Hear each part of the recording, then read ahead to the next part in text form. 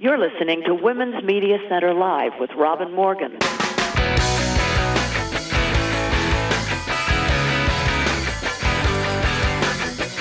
Welcome to Women's Media Center Live. I'm Robin Morgan, and it's good to be back from our spring break. Feels very nice, except that I came back with something approximating a cold or a bronchial thing. I'm not quite sure of what, but periodically I sound like a cross between Kathleen Turner and Bart Simpson. And then it seems to go away again, and I'm sort of normal, almost like now, and then, when you hear it, you'll recognize it. Anyway, we still have a great show for you.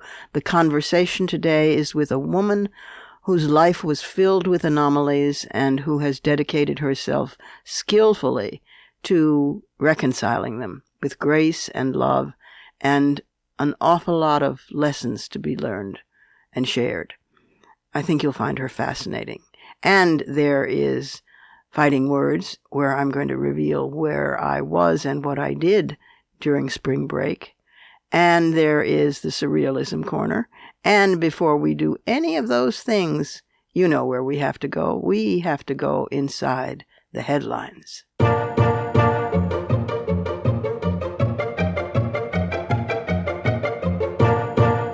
Because we've been on spring break, I've decided to do catch-up, focusing strictly on news that affects women most. And I say most because all news affects women, obviously. Also, the general news has mostly circled the drain in two swirls. One, who is already running for president in 2020 and who isn't as if this early it made one bit of difference. And another swirl carrying in its current a cast of, approaching hundreds, if not thousands, of Trump's former henchmen on their way in and out of court, jails, lawyers' conference rooms, Mueller's office, and congressional committee rooms. They all look rather glum. They should. So, 28 members of the world champion U.S. women's soccer team escalated a long-running struggle over pay equity and working conditions with the country's soccer federation. They filed a lawsuit. In the gender discrimination lawsuit, the athletes say that their treatment affects their paychecks, but also where they play and how often, how they train, the medical treatment and coaching they receive, and even how they travel to matches.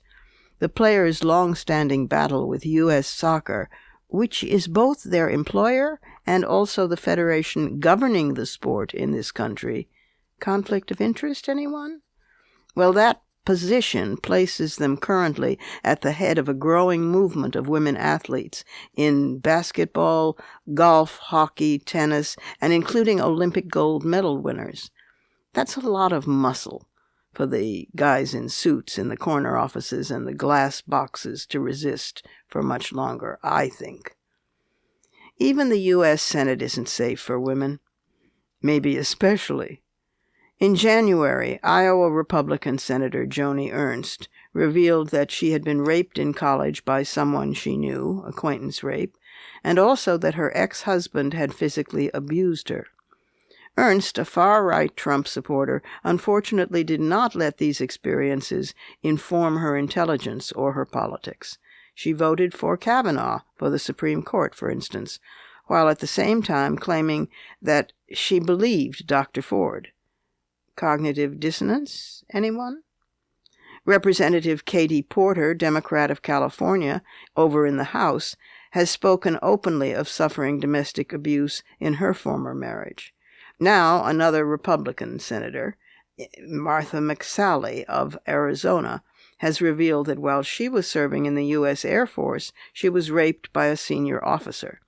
McSally, the first woman in the Air Force to fly in combat, told a Senate hearing that she'd been raped by a superior officer, one of multiple times she'd been sexually assaulted while in the Air Force.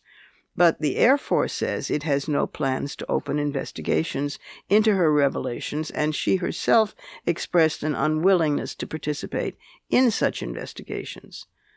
While Congress amended the Uniform Code of Military Justice in 2006 to eliminate the statute of limitations on rape cases, the U.S. Court of Appeals for the Armed Forces just recently, February 22nd, threw out the conviction of an Air Force lieutenant who had sexually assaulted a female enlisted subordinate because the case had been brought after the expiration of the then-in-place 5-year statute of limitations.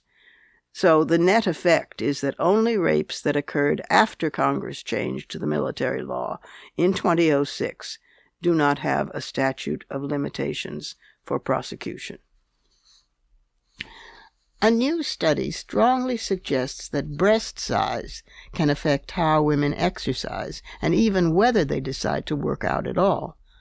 Along with jam-packed schedules, unwalkable neighborhoods, procrastination, and plain laziness, another contributing factor, one never before examined, is discomfort during exercise.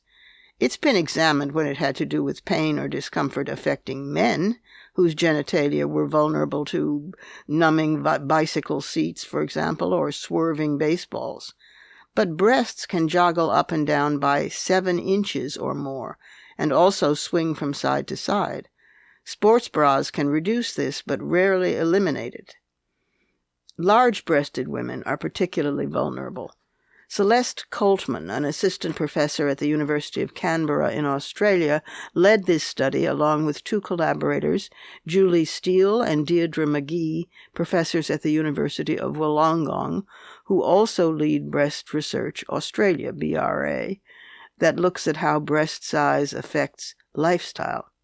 Coltman suggests that wearing 2 bras simultaneously might help for high-impact activities, but she also urges lower-impact activities like swimming and aqua aerobics because the buoy and the forces of water slow the movement of breasts.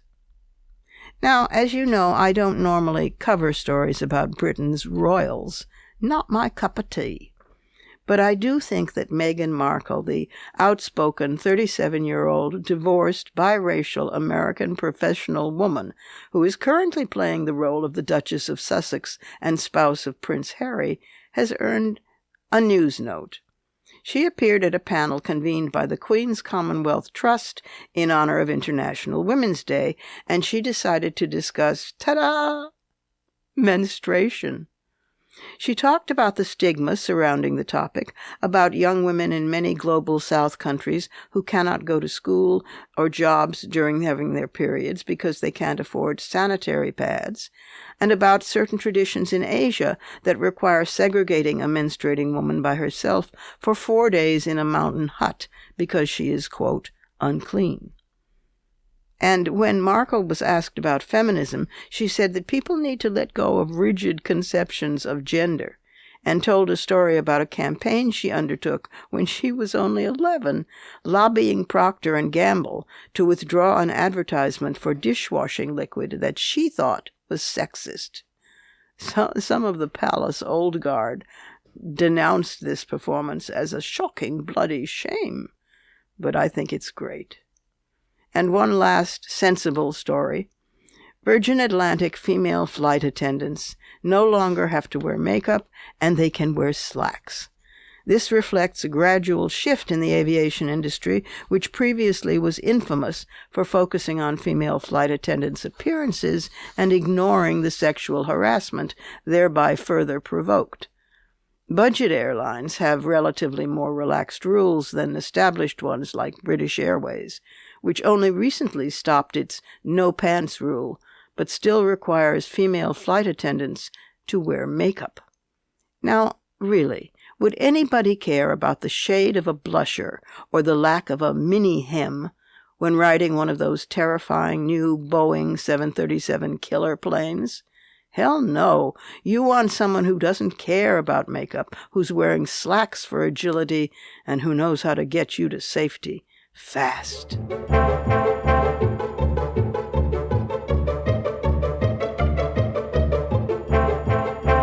Time for our first break.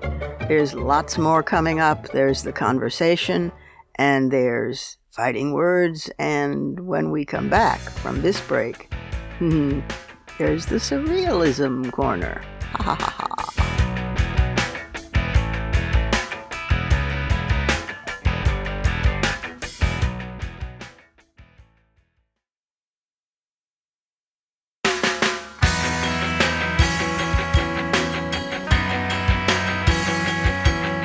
Subscribe to this program on your favorite podcast platform and leave us a review.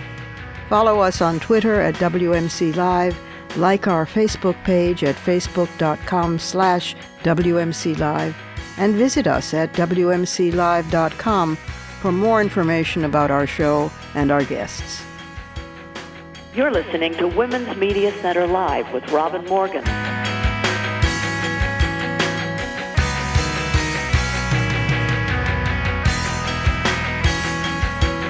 And we're back, and in the surrealism corner.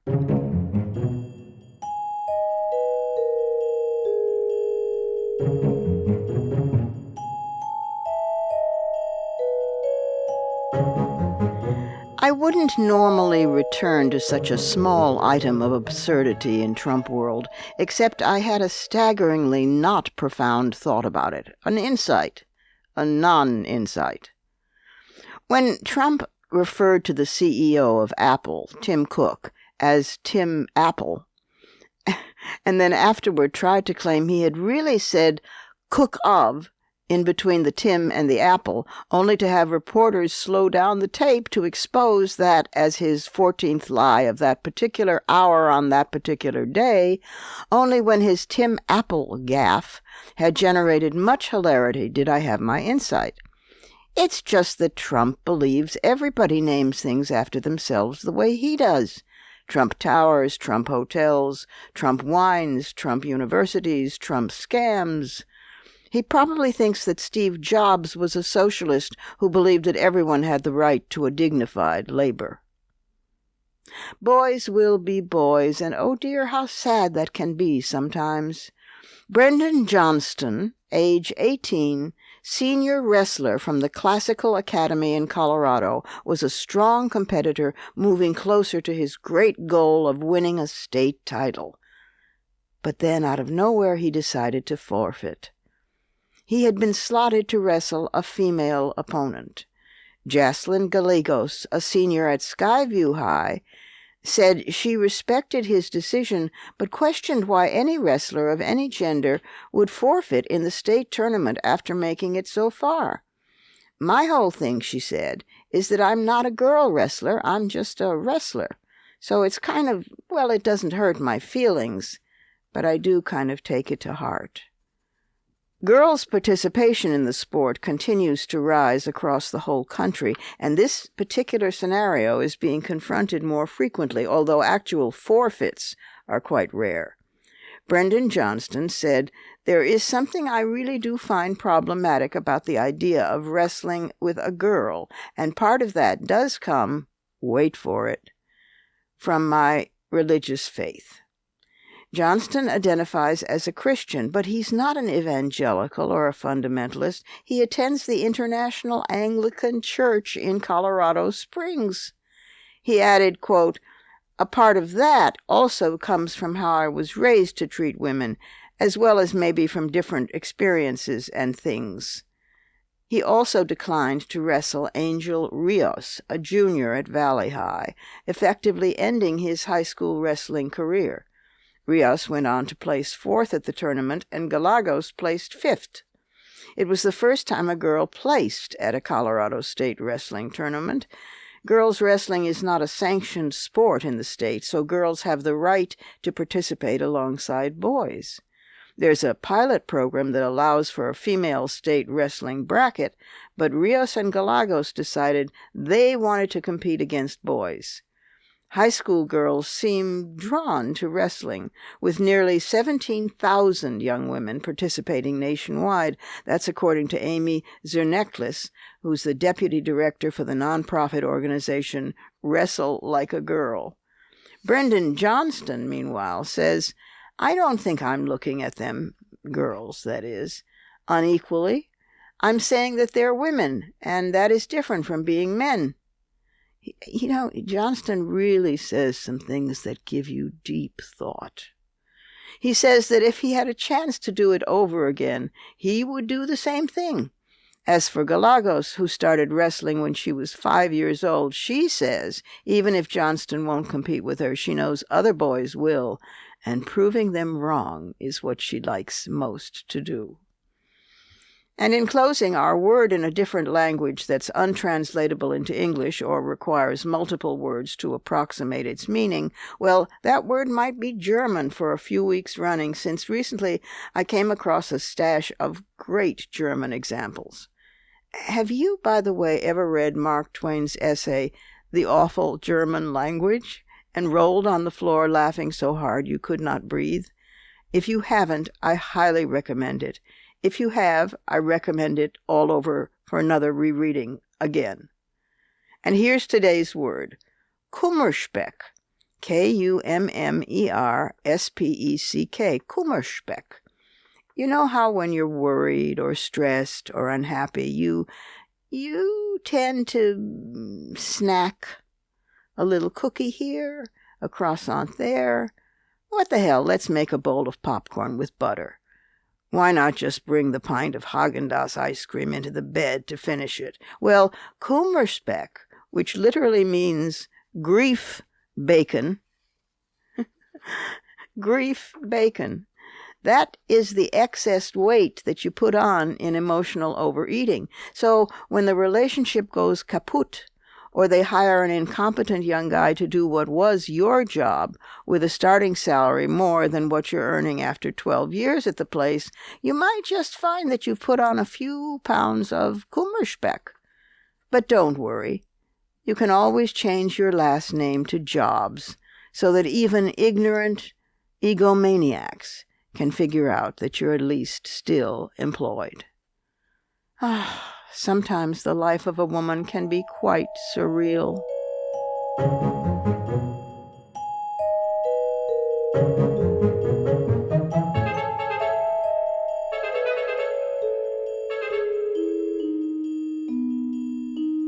Time for another break here. We'll be back in just a moment with a Muslim imam, a woman Muslim imam, a woman Muslim imam in Denmark, a woman Muslim imam in Denmark who founded a women's mosque. Are you interested? It's coming right up.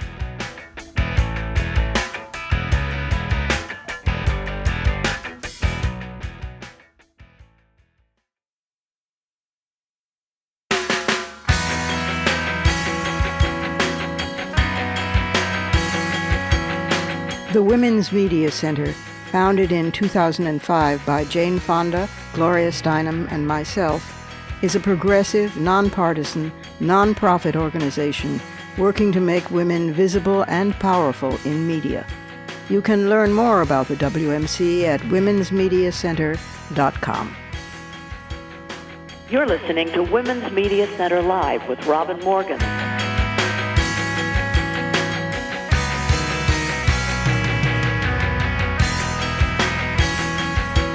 Welcome back. My guest today was named one of the BBC's 100 Women of 2016, and she's been the subject of interviews in both The Times and The Guardian. Sherin Khankan is Denmark's first female imam, who has founded a women's mosque in Copenhagen called Mariam Mosque. She was born in Denmark in 1974 to a Finnish mother and a Syrian father, who was a political refugee and a pro-feminist man.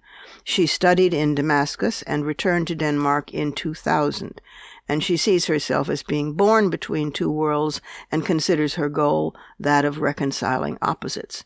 She holds a master's degree in sociology of religion and philosophy from the University of Copenhagen. In 2007, she published a book titled Islam and Reconciliation, a Public Matter, noting that Christianity, Jewish, and Muslim institutions have become patriarchal, and she sees women-run mosques as one challenge to this tradition. She also stood for Parliament as a candidate for the Danish Social Liberal Party. And here is Sherin Khankan. Sherin, welcome to the program. Thank you so much, and thank you for inviting me. Well, thank you for joining us. You are a female imam in Islam in Denmark. You are a concentration of many anomalies, all of them very interesting. You were a fashion model. You ran for parliament. You're a political activist. And now you have founded, well, actually in 2016, was it? You founded Yes. the first women's mosque in a very real sense, the Mariam Mosque in Yes. Copenhagen. Tell us how this came to be. Actually, the idea came to me back in 1999 when I was doing my thesis on Sufism and Islamic activism in Syria and Damascus. I remember I was sitting at the balcony looking at the Grand Mufti of Syria, who was giving his khutbah, the sermon, and I was thinking, how come that we have normalized these patriarchal structures within our religious institutions? And I felt such a distance between us women on the balcony, looking through the walls at the Grand Mufti. Yeah. And I thought, what would it be like if he was a woman or if the Imam was a woman? So the inspiration came from the East in 1999, and actually not in the West. It also came to me, I think, through my upbringing. My father, he's a political refugee from Syria. He's also on the Sufi path. That's the spiritual path in Islam. Yes. So very early, he introduced me to Sufi literature. And I was introduced to Ibn Arabi, who's one of the great reformators within the Islamic Sufi tradition. He lived from 1165 until 1240. And he used to say the perfect man is a woman. He was reciting Ibn Arabi, my father. It's wonderful. So I think the inspiration came through the Sufi literature and through my meeting with the patriarchal structure. Well, Sufism is, I mean, that's Rumi. Sufism is the most, Yes. the most lyrical, the most poetic, the most non-rigid of all the variants of Islam, as I understand it. Sufism is the language of poets. And the language of love. It's the love language. Well, yes. That sounds pretty good. Is the mosque, the Mariam Mosque, specifically denominational? I mean, is it a Sufi mosque or a Shia mosque or a Sunni? Sufism is not a direction within Islam. Sufism is more like being on the spiritual path, and when you're in a constant search for the inner essence behind all the rituals. It's a very anti-dogmatic approach, and you can be a Sunni, Shia, Ahmadi, Alawi, and a Sufi at the same time. So our mosque is based on Sufism, and I'm very inspired by some of the Sufi poets, especially Rabia al-Adawiyya.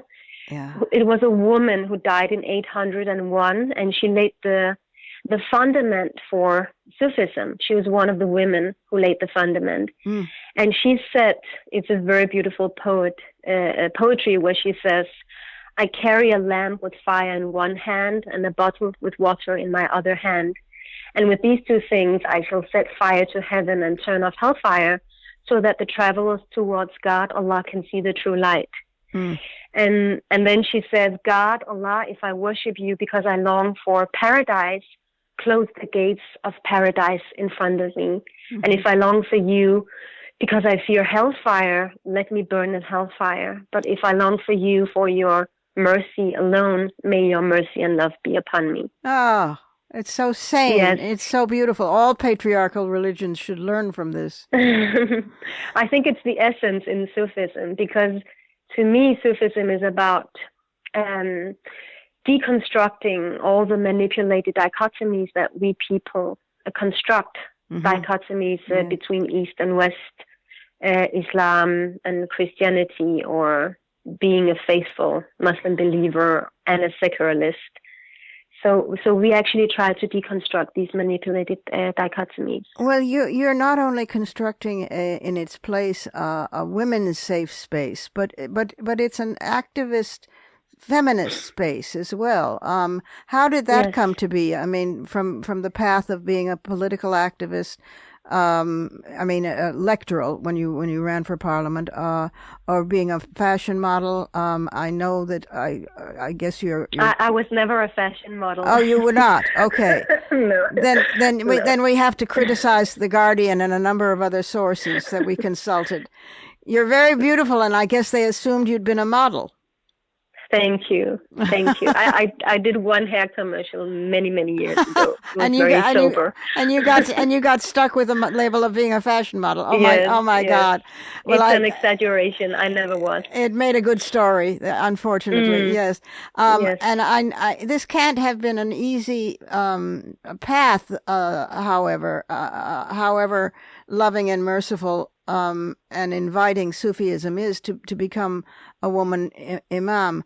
We should do a number of things. One is explain to those members of my audience who don't know the difference between an imam and a mullah. Yes. An imam is a non-protected title. So being an imam is narrowly understood as the person who leads the prayer. So anyone who leads the prayer could call him or herself an imam. But an imam is also, in a broader sense, defined as the spiritual religious leader, as the person who leads the mosque or a community. So it's like a spiritual religious leader, and some define it as a person who is like a scholar Muslim. Right. So in the Mariam Mosque, we define an imam. We have set up criteria for our imams. We have 3 imams right now at the moment. All women. And yeah, all women, yes. And it's really amazing. It's raining female imams in Copenhagen. I just love it. The idea of hearing the call to prayer in a woman's voice is very beautiful. It's utterly different. Yes. Utterly different. It's very beautiful. But we set up criteria. You have to have a master in Islamic studies, religion, Arabic language, or a related study. You need to study Islamic spiritual care at Copenhagen University at the Faculty of Theology, because being an imam is not only about leading prayer, it's also about being able to reach out to people, because people come to you with their dilemmas, with their problems, young people, elder people, couples. So you need to understand that when you give Islamic spiritual care, it's not... you have to guide people on their own premises. You have to listen without judging. Yes. So it's a discipline in itself. And the Mariam Mosque is a women's mosque only, except for men. Men are welcome at Friday prayers. No. On Friday, it's a women's mosque exclusively. Oh, it's the other way around. I see. Yes. So from 12 till 2 o'clock, like these 2 hours, it's exclusively for women. But after 2 o'clock, men enter, couples enter for Islamic spiritual care sessions, for our Islamic Academy, for dhikr, for many different things. So it is an all-inclusive mosque. It's just 2 hours on Fridays that we made it exclusively for women. That's lovely. We wanted to create a magical place for women. Well, it sounds like you did. I mean, with three women imams, my God, there are women imams and women's mosques springing up in the United States. There's a couple in Europe. I think there's one about to be, or maybe it's already opened in Indonesia, one in Africa. So this is an idea whose moment has come. But I don't think anyone is quite as openly, I could be wrong, but quite as openly feminist as you are in naming and challenging patriarchal traditions. And it surely has got you into trouble. I know that possibly, at least in articles I've read about you, your marriage may have ended because of this, and some crazy male member of parliament tried revenge porn on you. So there have been attacks. What have been the challenges? I was accused of being a radical Muslim from the right-wing parties within Danish politics. Yes. I first of all, I have to say that female imams is not a new phenomenon. There are female imams in China since the 1820s, in U.S., in Canada, South Africa, as you said, in Germany, in Switzerland, and now they opened a women's mosque with female imams in France, Mm-hmm. and in UK. So it's spreading, and women are inspiring other women. I was inspired by Amina Wadud, who is a great female scholar. She led the prayer for both men and women back in 2005 in New York. And she has written great books where she gives a rereading of the Quran with a focus on gender equality. Ah, So I was inspired by all these great female imams, and now we are inspiring other women. exactly. And I think that's the way we can make that change. Exactly. You pass it Yes. on. You pass it on. Yes, we do. Yes. How have you fared though with the the criticism and I'm sure the threats that have come down on you? I think that I don't focus on the opposition. It's a very clear strategy that I have, because if I tell the stories of opposition, this is the narrative that I send out into the world, and it becomes more legitimate to oppose us. So I always tell the stories of support about the Grand Imam who came all the way from Indonesia, and he prayed in our mosque, and he blessed the mosque, and he blessed the concept of female imams. And he's representing the third largest mosque in the world. It's in Jakarta in Indonesia. Yes, yes. And he has 200,000 Muslims for his Friday prayers. Wow. I tell the story about Sheikh Fadlallah, who came from South Africa into our mosque. So I think that this is a very clear strategy from my side. But I'm also very honest about the fact that it has consequences when you start a mosque. When you challenge patriarchal structures and readings of the Quran, Yes. you will be met by opposition. Yeah. And even within my own family, I was met with opposition. And I think that many people, they want the revolution, they want the change, but they just don't want their wife or their daughter or yes. to be ahead of the changes. Because it has consequences. Yes, the revolution stops at the front door, or the bed, or the bedroom door. Yes, were you raised in Islam? Yeah, my father, he's a Muslim. He started to be a practicing Muslim 8 years ago when Bashar al-Assad started to massacre his civil population. Yes. But and my mother, she's a practicing Christian, so I was brought up in a home where spirituality was present more than religious rituals. Exactly.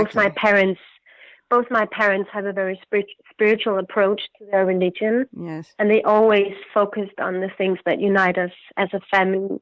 Yes. So we went to the church with my mother. We celebrated Christmas with my mother. Later on, she started to fast with us, and she moved to Syria with my father before the war broke out and lived there. So I think that the fact that my parents succeeded in uniting East and West Christianity and Islam, it did something to me, and it's my fundament. Isn't it tragic that spirituality is the first casualty of religion most of the time? Yes. You know what I mean? Yes. I mean, the rules, religion really literally, at least in English, the root is from the Latin religio, and it means, it's from Caesar's soldiers. It's from legions. It means the rule of military. I mean, so so many times the suffocation is of anything approaching, real spirituality. I look at a picture of the sombrero galaxy or of the bud in my garden, and I get a profound thrill from that, even though I am a pronounced and extremely happy and practicing atheist. But people who cling to the rules instead of the content, or even below the content, the message, it seems so tragic, and the world is in its grip of with many faces today, to mix my metaphors. Yeah, I agree with you. I do agree with you. And somehow women seem to have a way of, certainly not all women, but as a political force, women, maybe just because we've been powerless for so long, but I think not. I think there is a difference. Seem to approach situations more collectively, more patiently. They're not. If a child is hungry, you get a bowl of food to the child right now. You don't write a white paper or convene a study group. You know that as well as I do. And so the practical approach of inclusiveness and acceptance and tolerance and, hey, come on in and have a cup of tea, is something the world can use a great deal, especially now. And it's wonderful that women are rising up in various religions, disciplines, industries, walks of life to say precisely that now. You live at a very good time. Yes, I actually, my latest book is called Women Are the Future of Islam. And I do believe that women can bring something magnificent to the rereading of Islam in Europe. And I think that we are in need of new narratives when it comes to Islam. It's also a way that we can challenge the growing Islamophobia, which is spreading all over Europe and abroad. Yeah. So because it's so difficult to hold on to the narrative that Islam is a female suppressive religion when they can see women taking the lead and disseminating new narratives on Islam in Europe that are definitely not suppressive, but the opposite. Yes. Yeah. Well, Fatima Mernissi, whose work you may know. Yes, I do. Was a dear friend. She's passed now, but of course she translated the hadiths, as it were, into feminism. And she was funny and brilliant and wonderful, and one of the very first fighters, along with Nawal Saadawi in Egypt, for contemporary feminism. And so when people assume that women in the Muslim world must be silent in full hijab with niqab and everything else, it makes me crazy, because I've worked too long and hard with too many of them. In a sense, they're on the front line, because at this particular moment, one of the fronts of patriarchy is taking place in Islam. So, the work that you're doing to show an alternate way of being in a religion of your choice, but a totally different approach, will be very threatening to many, but an absolute ray of light to most. Yeah, I hope so.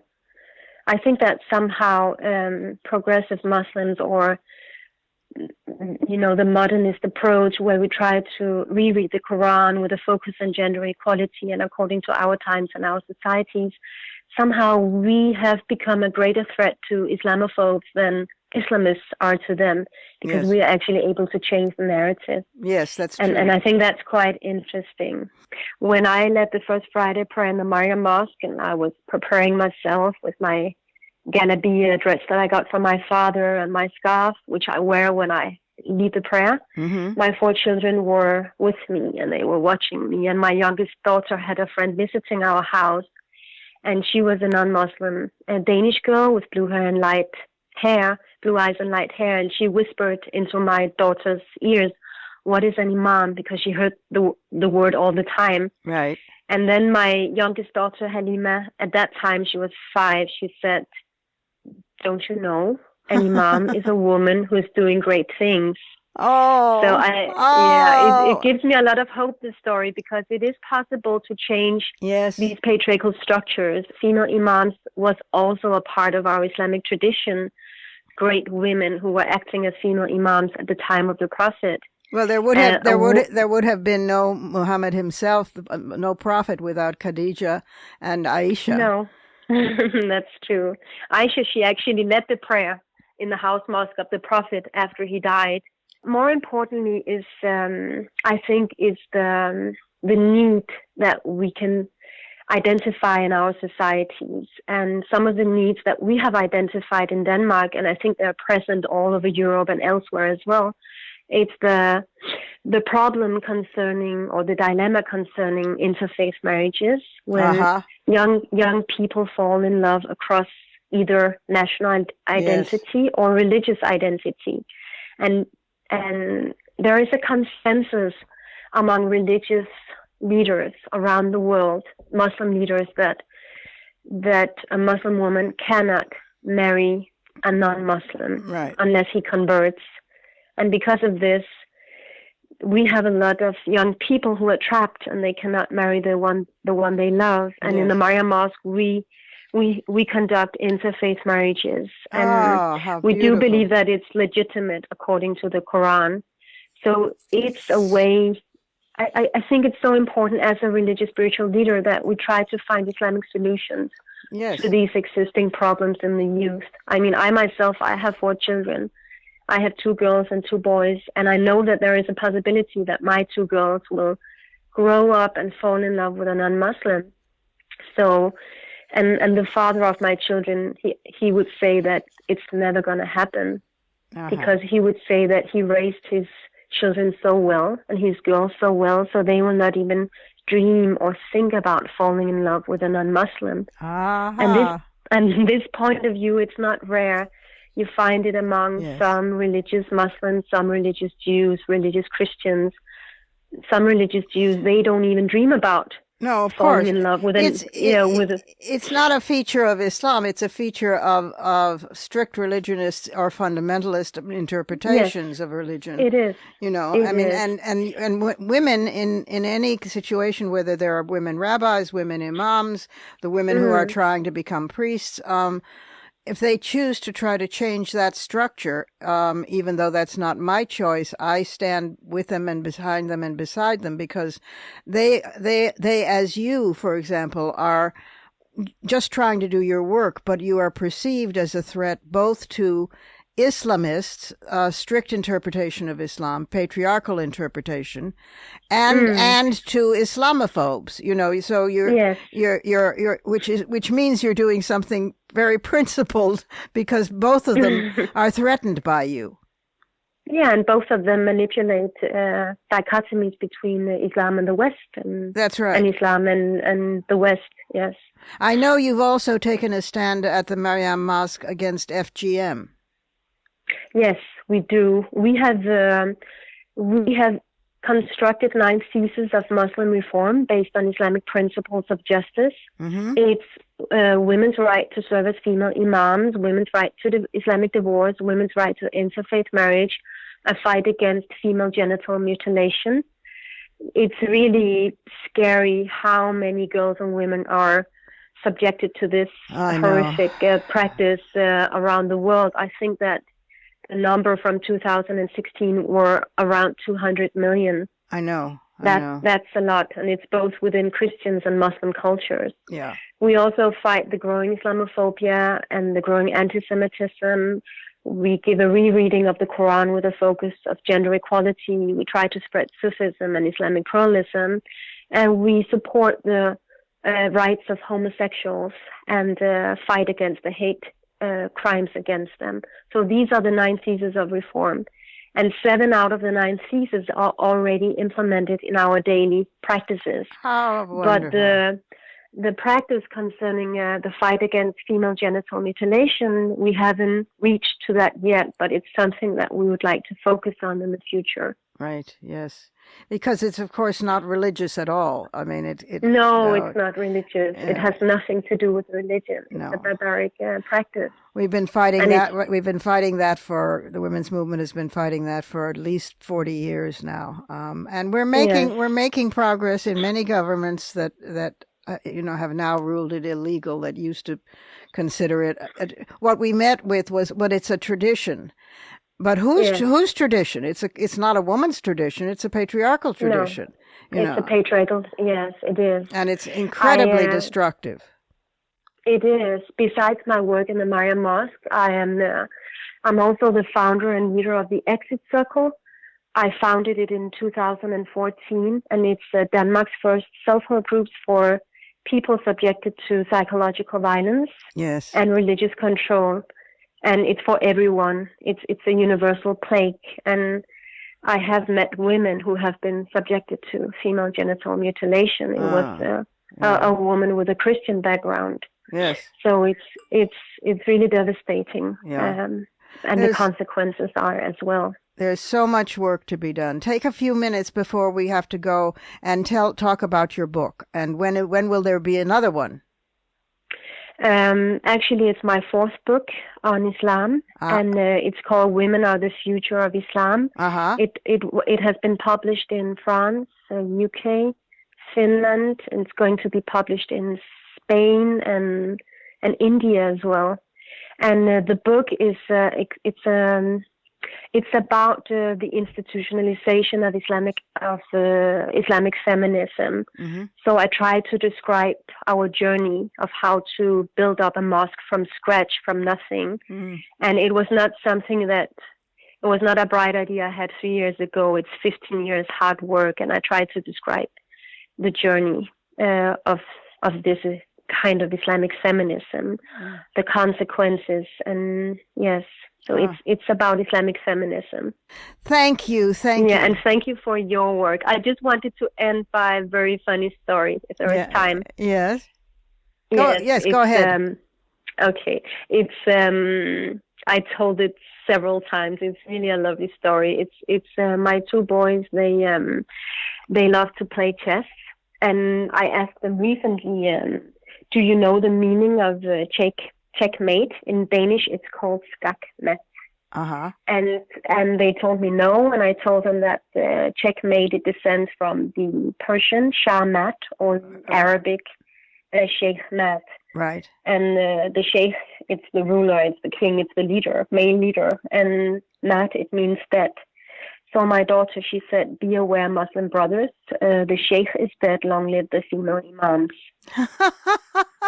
Oh, she's fantastic. They'll learn. Yes. The boys will learn too, but she's already on the way, isn't she? Thank you so much, and keep on doing the brilliant work you're doing. Ma salam. Allah Salmek. Thank you.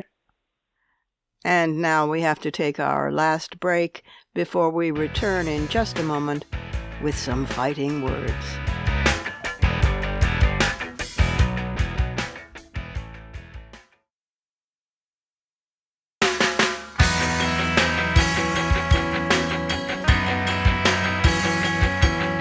For the smartest talk about news, politics, sex, books, religion, race, and more, it's Women's Media Center Live with Robin Morgan. Audacious, witty, provocative, informative, and fun. It's Women's Media Center Live with Robin Morgan. Talk radio with a brain. And welcome back to some fighting words.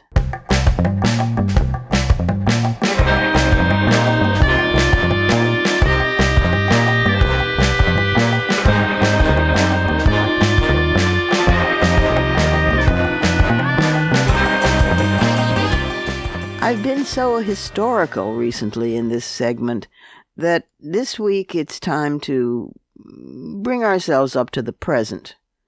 So while this isn't quite about what I did over the spring break, it could be subtitled What I Learned Over the Spring Break, or Relearned.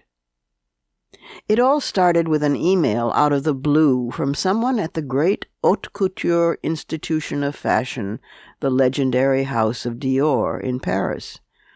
I am not generally your haute couture fashion type, although I clean up pretty good and I can be quite presentable if required.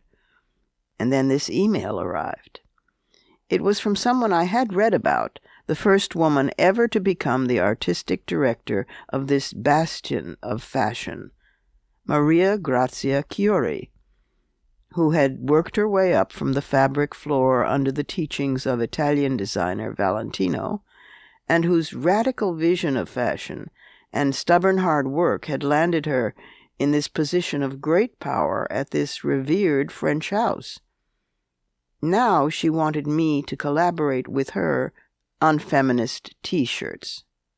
And so began a journey culminating in a real journey to Paris a few weeks ago for the runway show that kicked off Paris's Fashion Week, held at the Rodin Museum, no less, the Dior Autumn-Winter collection for 2019 that featured words I had written.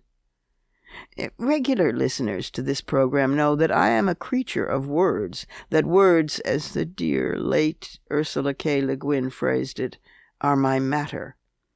But this particular iteration of the words sisterhood is powerful, sisterhood is global, and sisterhood is forever was a whole new territory. It turns out that Maria Grazia is quite serious about her feminism and wants her work in fashion, which is her art, to reflect something greater than itself. She chose the titles of my 3 anthologies to carry that message, and to do so in a way that lent a legitimacy of women's holding power and influence to a genre of clothing, political T-shirts, that already were iconic in a totally different way. She also wanted to honor me as a poet.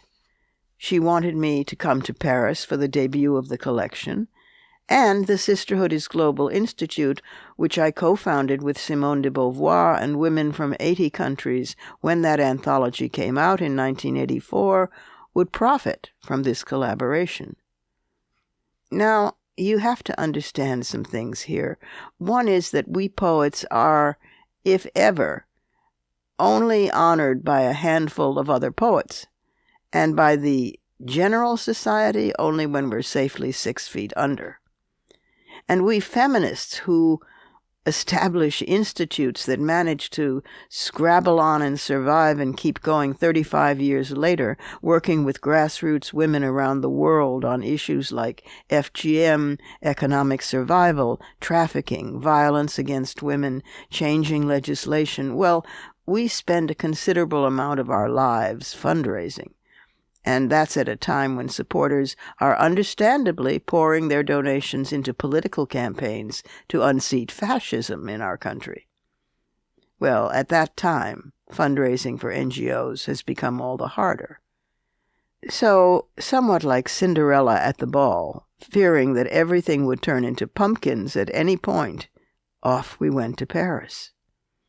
The woman herself, mid-50s, is energetic, unpretentious, funny, with a sharp intelligence and a fierce dedication that must have served her well when she marched into that venerable institution to transform it.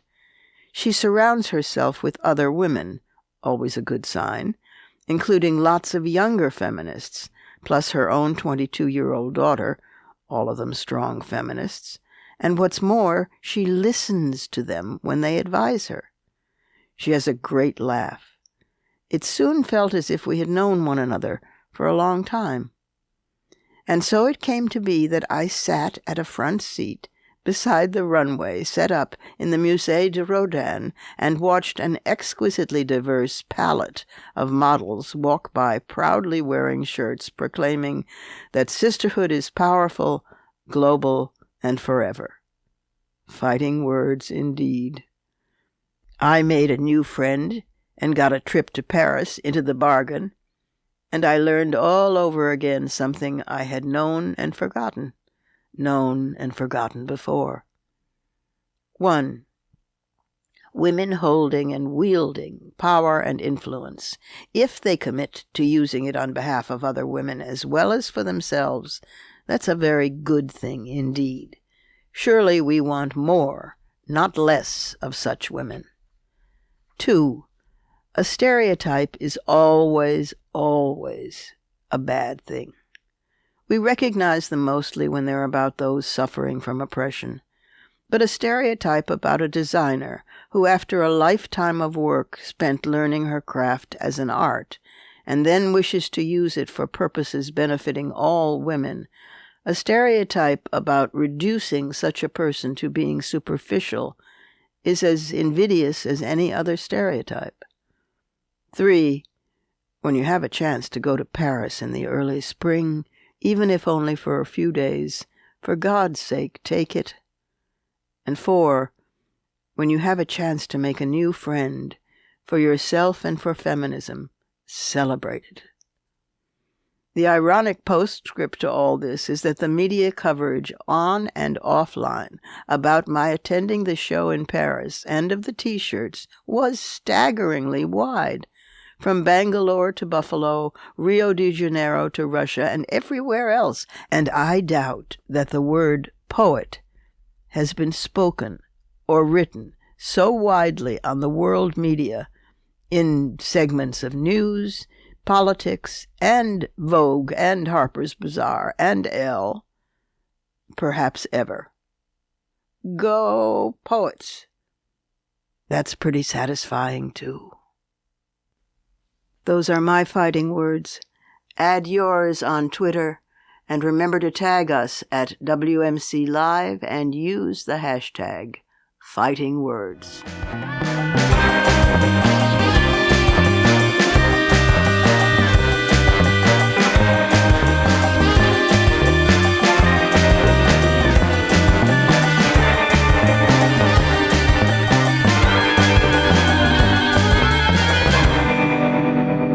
And that's our show for today. You can follow me on Twitter at @TheRobinMorgan and on Facebook at facebook.com/TheRobinMorgan. Check out my blog at robinmorgan.net and find my latest book, Dark Matter, wherever books are sold. Opinions expressed on this program do not necessarily represent the Women's Media Center. Here's the family for our show. Executive producer as well as founding and sustaining sponsor, Regina K. Scully. WMC president and co-executive producer of this program, Julie Burton. I'm Robin Morgan, your producer and host. Thank you for being with us. Join us again next time on Women's Media Center Live.